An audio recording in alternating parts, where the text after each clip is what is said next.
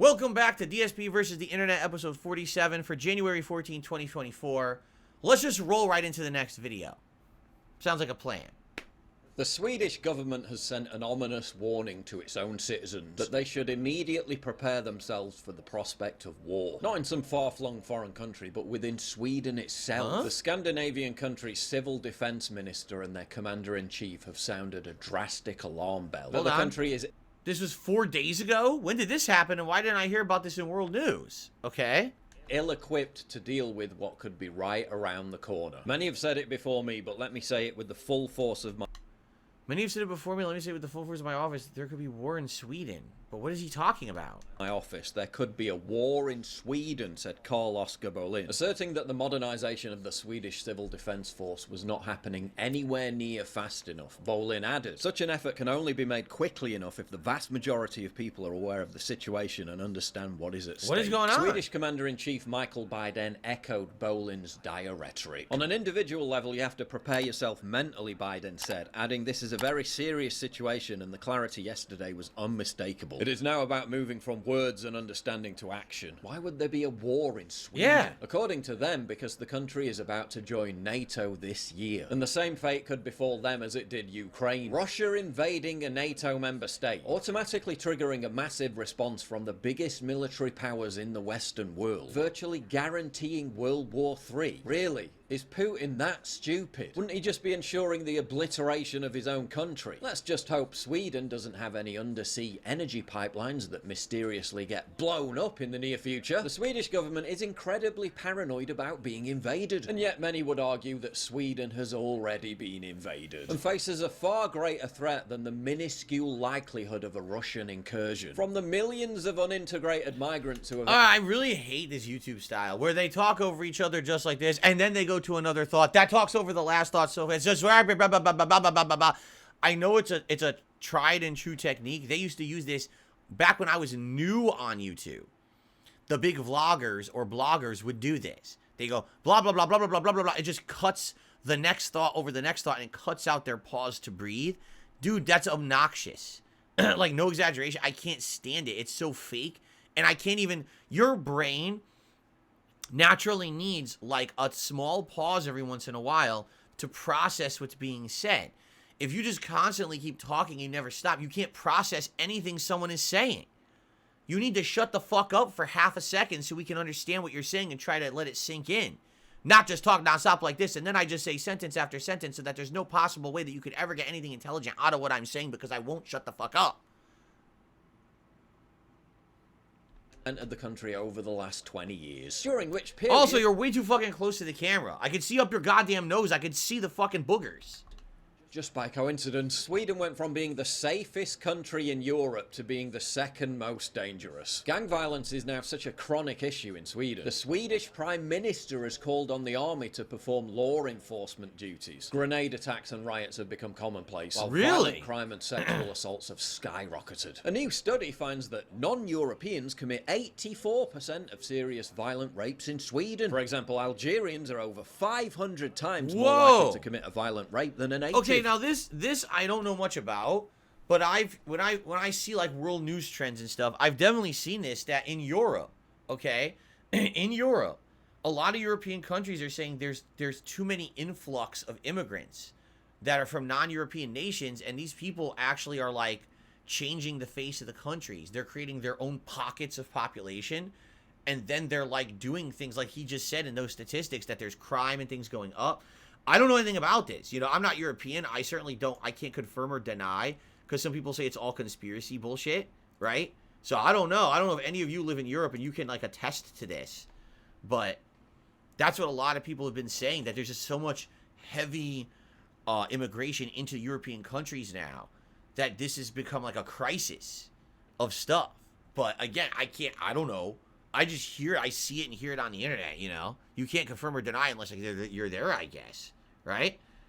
Christensen himself blamed the unsuccessful integration of the millions of migrants who have poured into the country for the disorder and criminality. If I was Swedish, I'd be more worried about the people the political establishment has already allowed to invade, rather than the altogether more nebulous prospect of seeing Russian troops at the door. So he's kind of confirming it. He's saying, yeah, that's the problem. It's not that you're worried that Russia's going to invade because you're becoming part of the NATO or the United Nations, excuse me. Not NATO, United Nations, but instead worry about the fact that your country's falling apart from the inside, right? I don't know. Again, I don't know. I can't confirm or deny. I'm just an American on the outside, and I hear these things. I mean, in our own country, they say the same shit, right? So, anyway. I don't know why that one was selected, but that was kind of weird. I mean, the news is interesting, or not really the news, but the topic's interesting. I don't like that guy's style at all. Talking way too much, no pause, and the camera's way too close to his goddamn face. Like, I don't want to smell what he ate for breakfast when I'm trying to watch his video.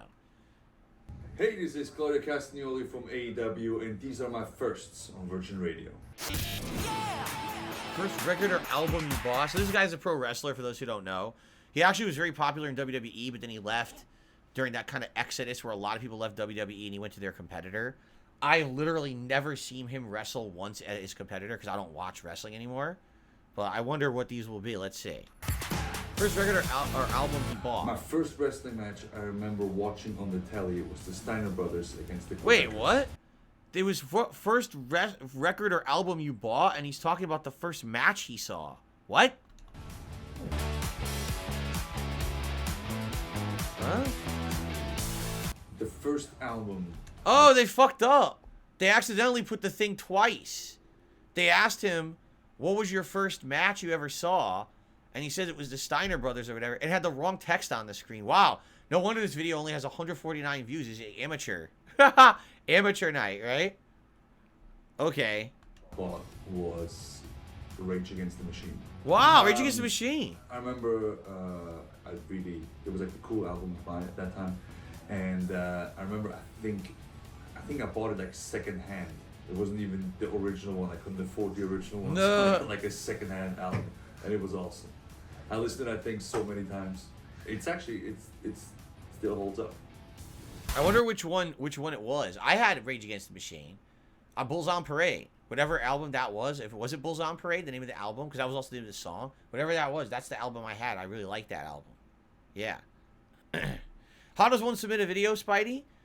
You do it every week. I post up threads on the main channel page here. Usually it's the night of the show, so probably like later tonight, I'll post up 3 threads. One for standard members, one for super members, one for ultra members, and you post up your videos there. And then I approve them manually over the week and make the playlist the night before. So, it'll be coming up. Just keep your eyes peeled. Okay. First wrestling superstar you ever met. The first wrestling superstar I met was the Honky Tonk Man. Oh, wow. He was the first former WWE star that I met. I met him at an indie show in Holland. Before that, he did the training In Holland? in Switzerland, where I met him. And then I saw him again in the Netherlands. And yeah, Honky Tonk Man. First concert he ever went to.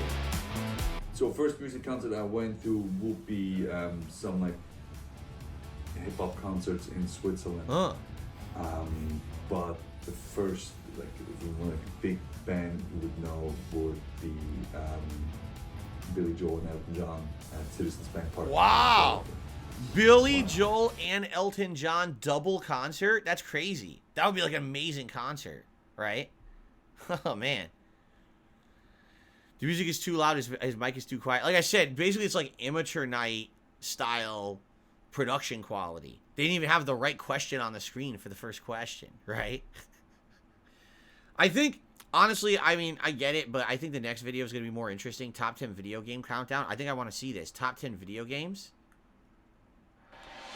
So, top best-selling video games. To do this one, we should remove the logo, because we've done these before, on the channel, and we want to be able to see it, right? I think this should be fascinating.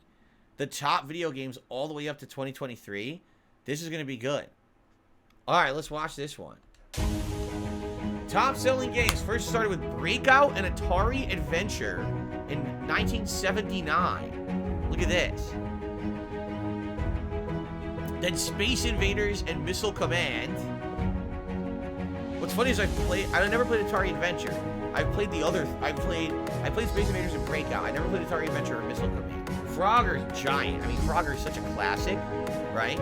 Definitely played Frogger before. No, we have not seen this one. We have not seen the best-selling games. That's not correct. Pac-Man. Insane Domination. Are you sure we saw this? I don't remember seeing this. Plus, this is just from last year, 2023.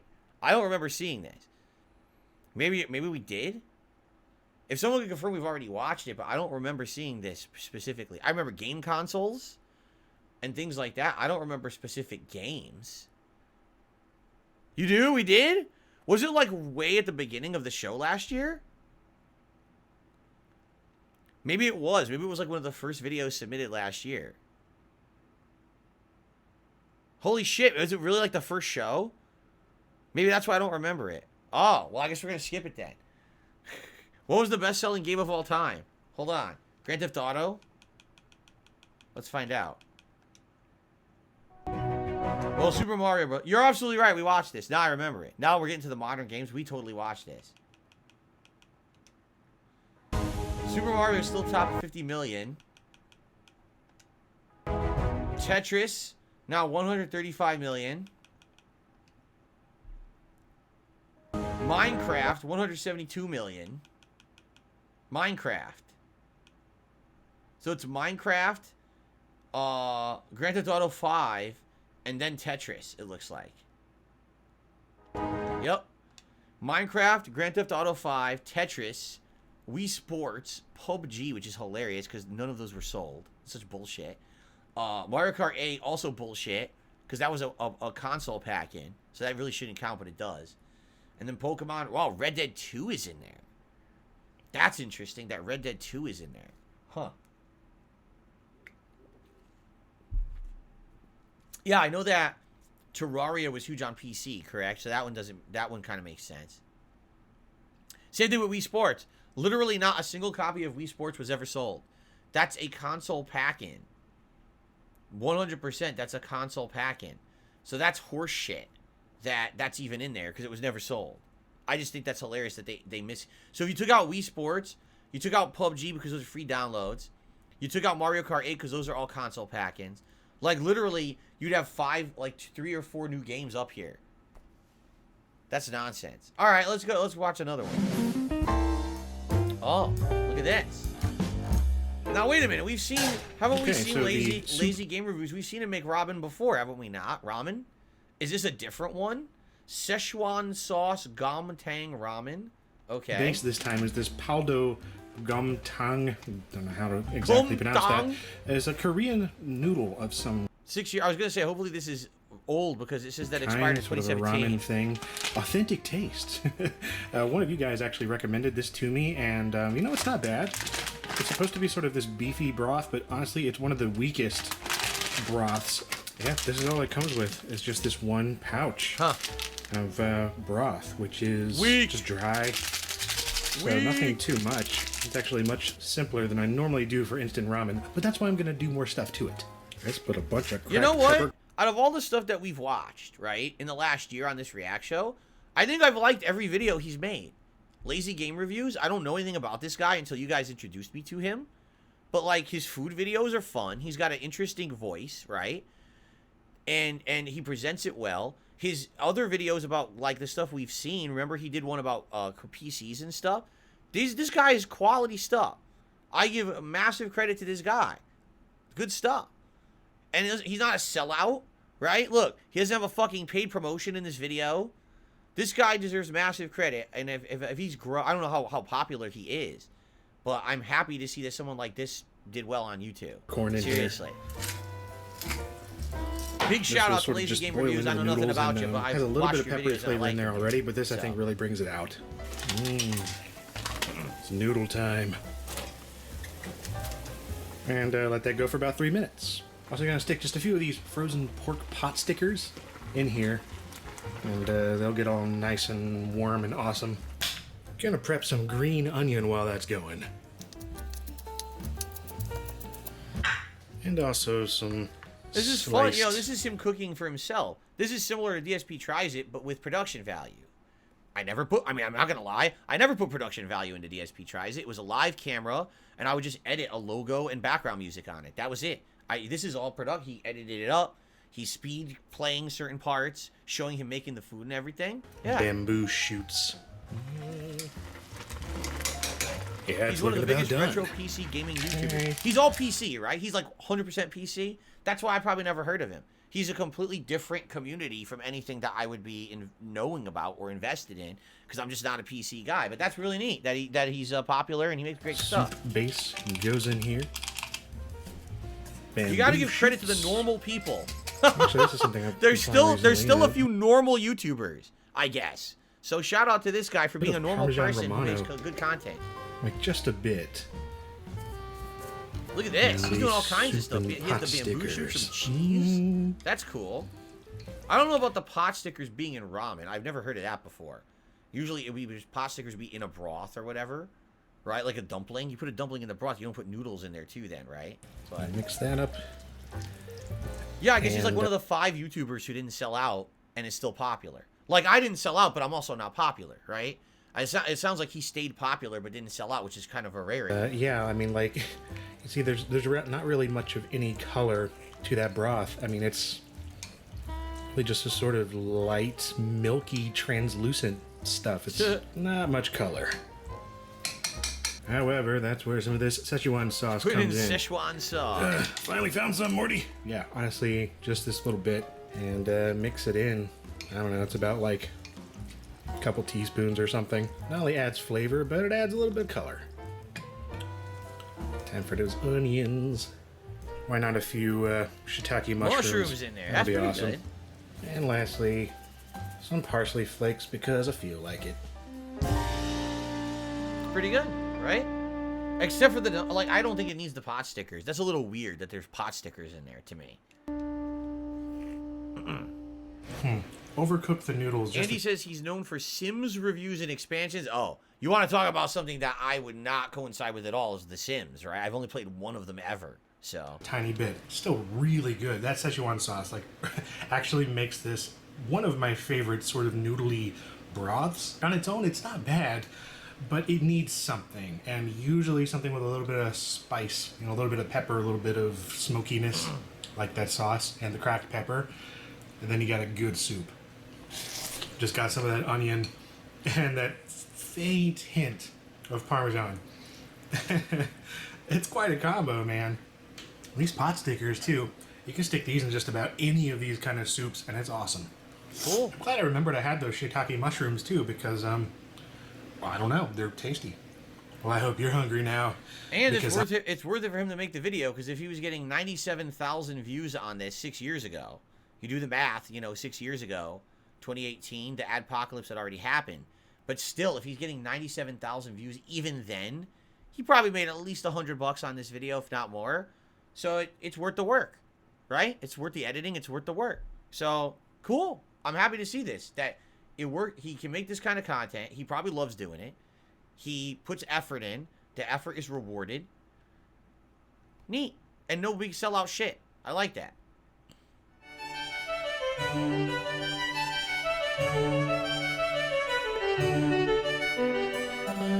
Hey kids, time for another riveting tale from the annals of history. Our story begins in New York in 1932 with a man named Michael Malloy. Not much was known about Malloy except for the following. He was around 60 years old, homeless, an alcoholic, Irish, and a former firefighter. So one day, a few guys were hanging out in the local speakeasy, including Tony Marino, the owner of the joint, and a couple of regulars by the names of Francis Pasqua and Daniel Kreisberg. And who else stumbles in but old Dusty McGee looking to get his morning fix? Marino's like, I've had it up to here with that Michael Malloy character. He never pays his tabs, smells like the crevice behind an unwashed ear, harasses my clientele. Do you know the Hindenburg disaster didn't actually happen? Yeah, it was an inside job by the government to make Big Zeppelin look bad. Personally, I'm glad. One less industry controlled by the fucking Krauts. The Hindenburg disaster doesn't happen for another 5 years, dumbass. Bite me. And every day, he ends up like that. So Pasqua's like, yikes, seems like quite the dilemma on your hands. Lucky for you, I've come up with the perfect solution. Let me hear it. I say we deploy a ploy to destroy that unemployed Malloy. Shut up. Anyway, go on. I'll take out a life insurance policy on him. Then we let him drink as much as he wants. Obviously, he's gonna kick it. I mean, look at him. Can anyone take out a life insurance policy on anyone, even without their knowledge or permission? Is that true? No self-control.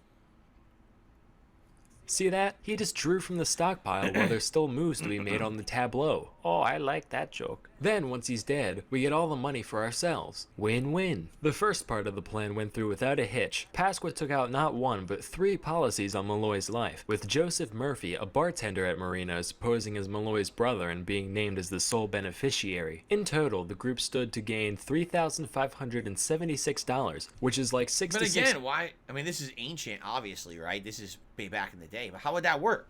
How could someone take out a life insurance policy on someone without their involvement, right? grand in today's money. With all that in place, they begin the second part of the plan. Hey, Malloy. Good to see you, man. Say, what happened to your arm? Yeah, the other day I got in a fight with a goose. Got bit pretty bad. Been leaking pus for about a week now. But hey, I got the breadcrumbs. Okay, well anyway, guess what? Your tab now has unlimited credit. Oh, cool. Well, what's that mean? It means you can drink as much as you want and we can't stop you. Bet! Naturally, he orders shot after shot and the gang happily complies. It gets to the point where Malloy's drinking way more than should be humanly possible. But instead of dropping dead or passing out, after a while he's just like, "Hi. See ya." Within 24 hours, he's back at it, giving his liver the equivalent of a Tyson uppercut and being no worse for wear. This went on for a few days before the boys were like, alright, we need to up the ante here, and decided to replace Malloy's typical shots with wood alcohol, otherwise known as methanol. Keep in mind, as little as 4% methanol by volume is enough to make a moonshiner go blind, and just 2 shots of the pure stuff should be able to kill a man. But Malloy slammed back just as much as he normally would, totally none the wiser, and was like, still see ya. What? Anyway, see ya. They tried again for a few more nights, he was fine. Soaked some expired oysters in wood alcohol and fed them to him, he was fine. They gave him a sandwich made from rotten sardines and carpet tacks. Motherfucker asks for another. What? They were like, alright, this man's got a lead belly, there's gotta be something else we can do. So one day after he passed out, they drove him half a mile to the park, tossed him out into the snow, took off his shirt, and soaked his head and chest in water. They drive away thinking they've finally done it, but when Marino clocked in at the speakeasy the next day, Malloy's already there, just hanging out, barely even sniffling. Finally they just said fuck it, ran the guy down with their buddy's cab, and backed over him again for good measure. For once, Malloy didn't show up the next day. The gang was cautiously optimistic. After all, there are 60-year-olds who bite the dust just from one wrong step in the shower, let alone the force of a half-ton of steel going 50 miles an hour. But the life insurance wouldn't work if it was murder. So I don't understand how that was supposed to that foils their plan. They called all the local hospitals and morgues in an attempt to find where he ended up, but they couldn't get any useful information from anyone. Lo and behold, 5 days later, the guy limps his way on in once again, with a mighty thirst and little memory of the incident. The gang debated just icing some other random drunkard, cause this one's the fucking juggernaut apparently, but they decided to try one more thing before calling it quits. After Malloy went through his usual blackout routine, they took him up to Murphy's room, stuck a gas line in his mouth, wrapped a towel around his face, and turned it on. Within an hour, Malloy finally stopped breathing. After countless attempts on his life, at long last, they were successful. However, as you might have realized, the final method of murder was a far cry from the simple elegance of the original plan, which is something they never really thought about until it was too late. Hey guys, what's poppin'? My brother, Michael Malloy, is dead. Can I have money now? Oh dear, I'm so sorry. What happened? What? Why did the man die? Pneumonia? I see. And when can we see the body exactly? So, after a quick medical examination, the men were convicted of first-degree murder and attempted fraud, and subsequently sentenced to death by electric chair. And while the executioner flipped the switch, Malloy's ghost sat in the corner, chowing down on some antifreeze and sardine soles, just laughing his ass off. Moral of the story, life is unpredictable. That's why we have insurance for it in the first place. Wow. If you ever commit fraud against life, just know that life's gonna commit a little fraud back. Till next time, I'm Salmonella, and thank you for watching. What's weird is these are real stories, right? Like, that's not made up. Those people were just that stupid. Wow. Anyway, alright. Thank you for watching part 4 of the show. We still got 2 more to go. After the break, make no mistake. Why am I rhyming? I'll be back. I'll be back with more. So thank you for watching, and those who are supporting the show today, I appreciate that as well. I'll see you all after the break. Cool. See you in part 5, everybody.